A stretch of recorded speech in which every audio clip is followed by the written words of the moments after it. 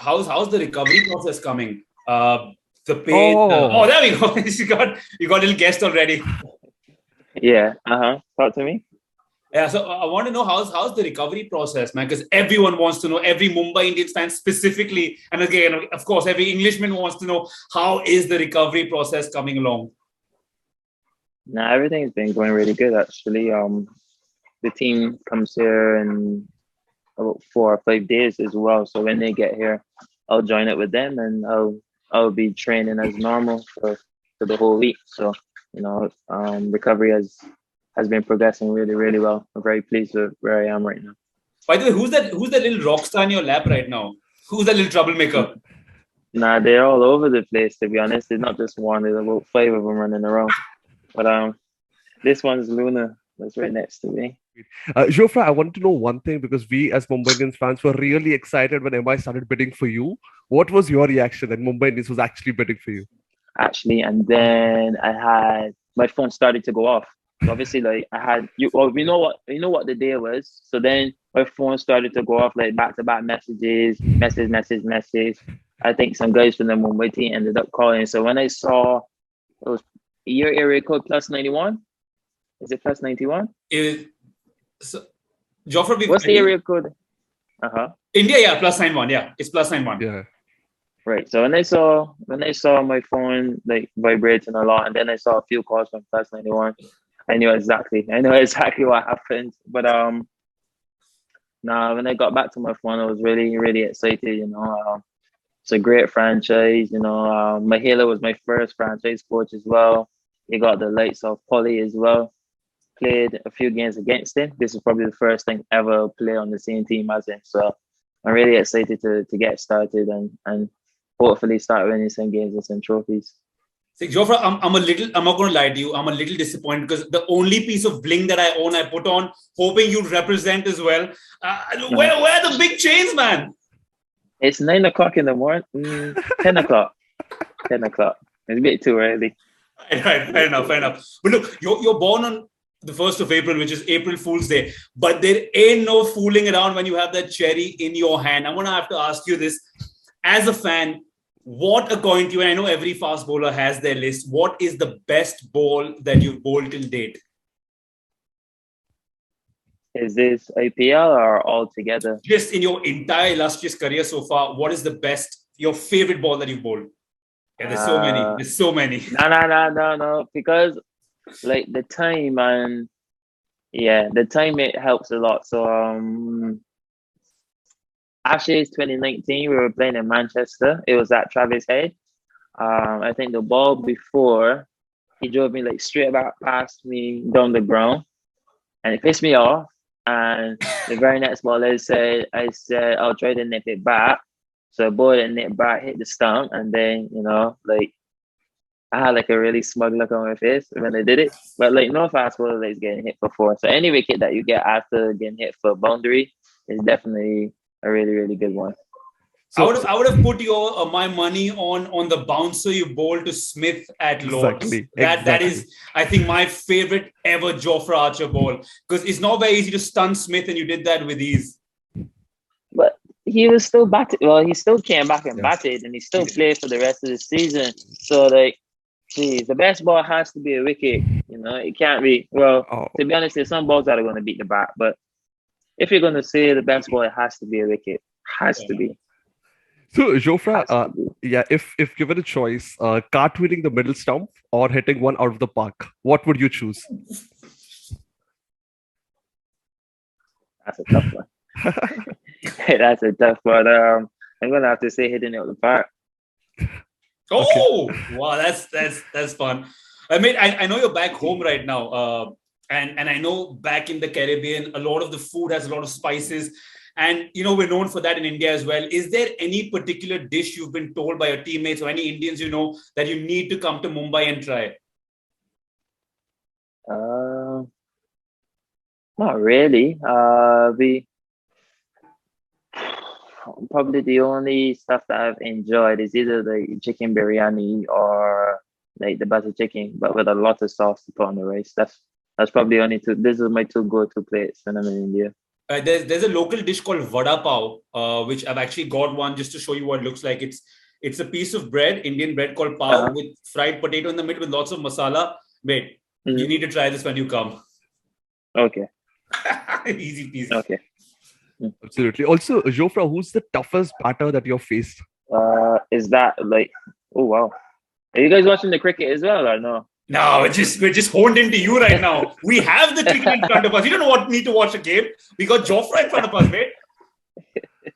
Nah, actually, Bumrah's got like 2 for 10. Like the pink ball's like swinging all over. Yeah, it's doing everything. But right, anyways, back to you guys. What was the question again? Sorry. Who's the toughest batter that you've faced? Oh, right. Is this in any format? Like, that's a really, really open question. Yeah, it's an open one, but then I also want to know in IPL who's the one batsman that you want to face.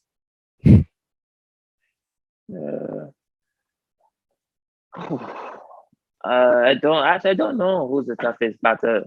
Probably the Court. Yeah, probably Quinton the Court. Nice. That's a good answer. Nah, yeah, definitely probably him. And in IPL, I don't think there's any batter I want to bowl at really, because you wanna bowl as well.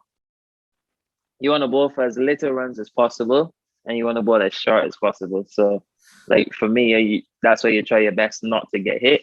So I'd rather bowl 4 overs for 10 runs than to take 3 for 40. Yeah, that's just me. Sick. Right. Look, now you said Mahila was your first coach in franchise cricket. Plus, we've got the likes of, Shane Bond and Zahir Khan, who were there to mentor and coach. What aspects of your bowling do you think they can change, improve, if any?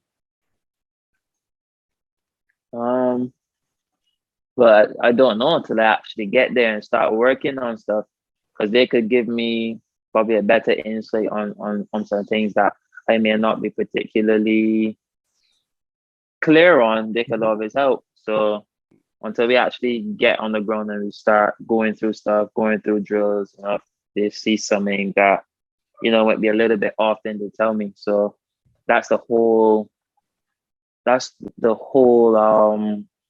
point of going to India.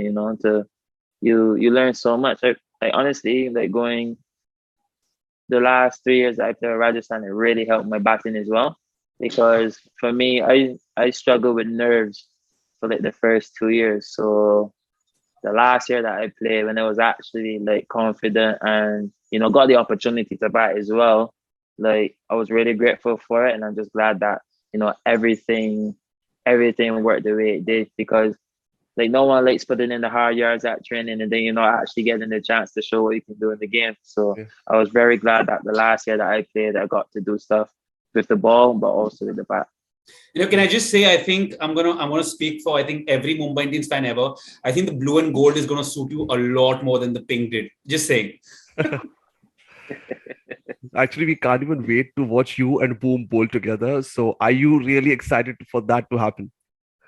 Yeah. Like I don't know. I think the change of team, the change of environment is going to be really, really, really good, because you then get to challenge yourself again, because sometimes it's okay to operate in your comfort zone, but till you've actually gone away and then started performing again, or performing in a different team, performing in a different setting, then you can probably start rating yourself. But it's like when Ronaldo left, a lot of people said that he wasn't going to be good anywhere else outside of Spain, and then he's gone. He's done it wherever he's gone now. So no one can ever question his skill. So it's pretty much the same concept. So you actually get out of your comfort zone, then. Are you a United fan or are you a Ronaldo fan? Both. Oh, good man. That is the only correct answer I would have accepted. But look, now Sachin Tendulkar, the great Sachin Tendulkar, is part of the MI camp as the icon. Do you think you're going to be padded up and in the nets a little longer, practicing your batting with the god of batting watching? Well, I hope. Well, I hope I do. Like whenever you go to India, you bat more than you normally do anyway, because there's abundance of coaches. You know, there's abundance of bowlers, net bowlers, guys with the sidearm. There's so much opportunity to bat, and to be honest, like at some point you might be begging to take a break because there's just so much opportunity. Yeah. Also, Jofra, what was your family's reaction when they got to know that you have been picked by MI? How did they react? So I remember I was in England. I went back for my scan. So we weren't we were in Barbados. My dad watched it. So we have a family WhatsApp group, but it wasn't showing live. So he was just watching like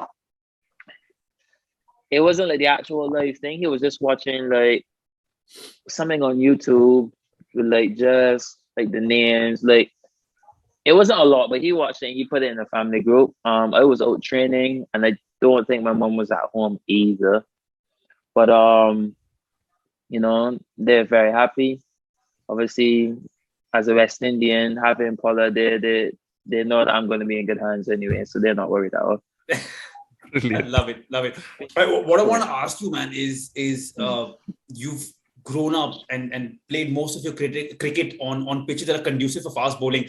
What aspects of your game do you think you need to change? Bowling on the subcontinent conditions where a lot of the pitches aren't too conducive for the big fast bowlers. Sometimes it's conducive for fast bowling here. Some days it's just flat, and to be honest, like it's almost the same. So it's not that you have to change much. For the last 3 years, I think I found a nice formula as well. Obviously you still got to hit length really hard, and then you just use your cutters when and if you need to, and that doesn't really change where you go. It doesn't change wherever you play cricket. It's the same. I think it's just knowing when and where. That's all. Knowing when and where. So, who was your favorite cricketer growing up?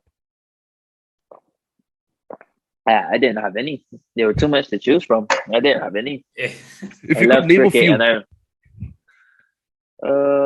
Joe Garner. Joe Garner went to the same school that I did, and often he would come back. Well, pitch is spinning as well. Well, but he also came back to the school quite a bit. Everyone liked watching Michael Holden when they grew up as well. That's why I reckon that's why a lot of the fast bowlers back then had afros. But as I said, there's so many great West Indians to choose from when you were growing up. And personally, I didn't really spend a lot of time watching cricket. Like I'd rather be outside playing than actually watching. Oh, nice. So if you had to open your braids right now, would you have an afro as well? Yeah. Oh, come on, mate! For one game, are you ever going to showcase your afro in any game? No, it's hard because you can't put the helmet on either. So probably it would have to be a game that I definitely wouldn't be needed batting wise. But you never know. Cricket is so unpredictable. You say that, and then could be batting earlier than expected. So maybe training. Maybe. I think just keep my words in handy. Day 3, Nagpur turning wicket. Ashwin and Jadeja bowling to you. Showcase the afro, mate. India versus England. I think that'll be the perfect way to show it. I don't think we're going to be back in India for a little while. We were there last year, so I don't think we're going to tour there again. So, also, Jofra, please give us a context about your tweets. Like, how do you have a tweet for almost every occasion?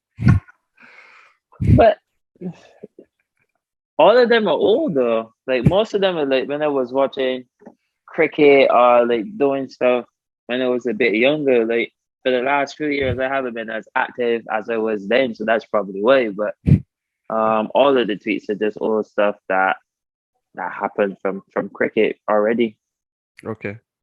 Jofra, just looking at you and the way you conduct yourself on a cricket pitch, there's not a lot of tall, strapping, blistering fast bowlers who have such a calm demeanor about them. Is it because you're a man of the ocean? Because I've seen a lot of the content you put out, you love the ocean, you love getting into the water.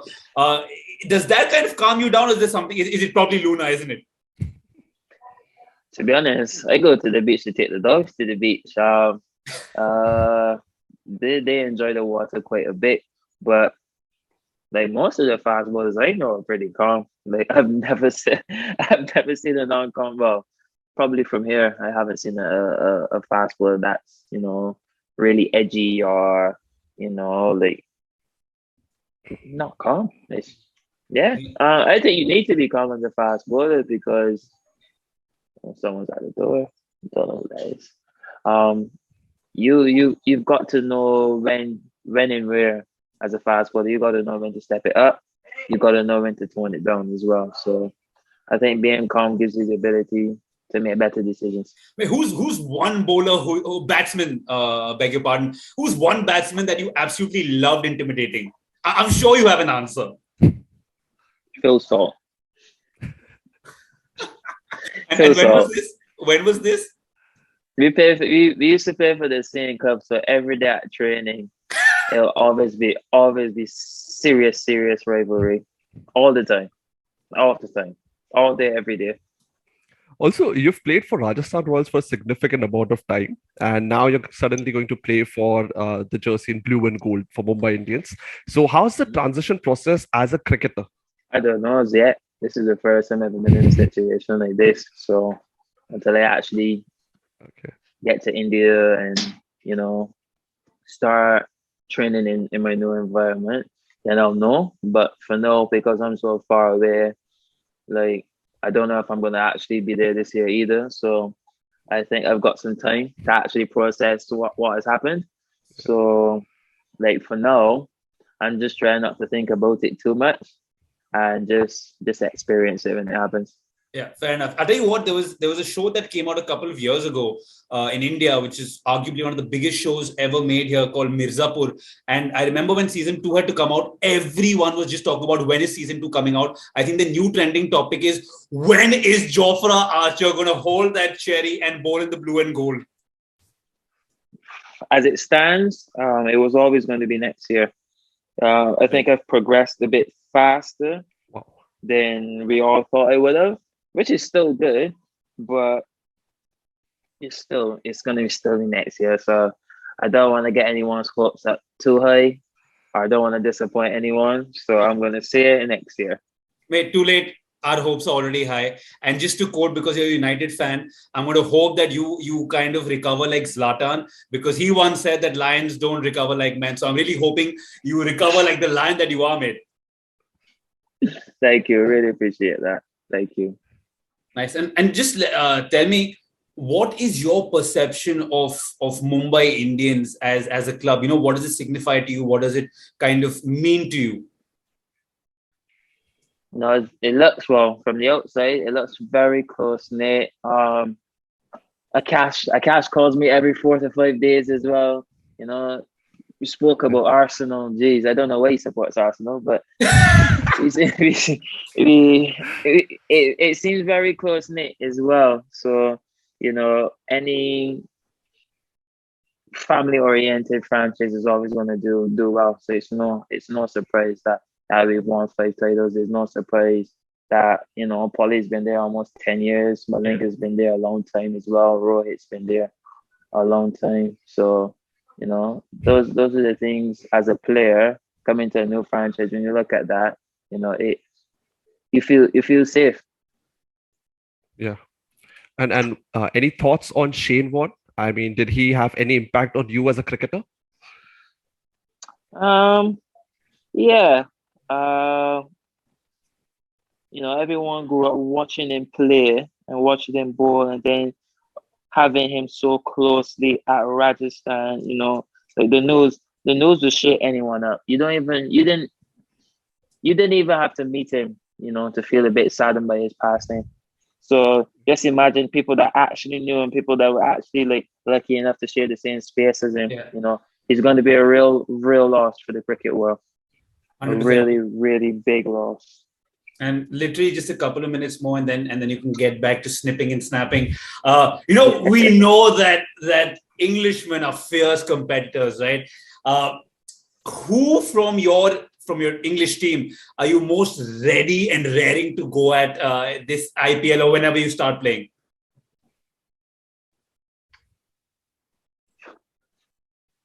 I was gonna actually it can still happen. Hopefully Jason Roy. Actually no, Chris Jordan. Chris Jordan. Yeah. Oh. We've only played one game. Jesus. Mate, pick a batsman. Come on, pick an English batsman. You want to go? Come on, I know you have. Nah. It's CJ, 100%. And DJ. I don't think we've ever played a franchise game against each other. We're always at the same tournament, but we've never actually got a chance to play against each other. That's strange. Actually, now that I think of it, that's really, really strange. This is gonna be sick, dude. CJ and Jofra. Really Also, strange. before we leave, can you please introduce Luna to Pulton? We really want to know. Let's see, Luna. Who's just well? Oh, how my sweet. God. No wonder you don't want to leave your house. I wouldn't either if I had a puppy like that.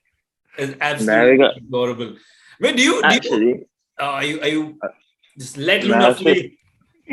Nah, I got it on the computer. I'll show you something now.